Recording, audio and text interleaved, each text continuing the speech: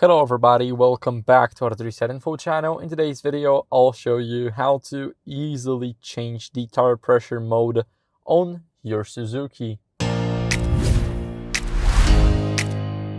So I am on a Suzuki EV-Tare. Here, what are we going to do is we're going to tap on the settings. Now in the settings, we want to go to the vehicle and tap on tire pressure in the exterior. Once you do this, you have the mode right here. I have the Laden mode. Of course, you can do the unladen mode now and it will change. So here you also can change the display. As you guys can see, the Laden and unladen mode is also here. So that's how you guys can easily change the mode.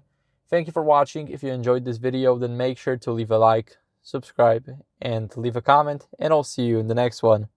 Bye.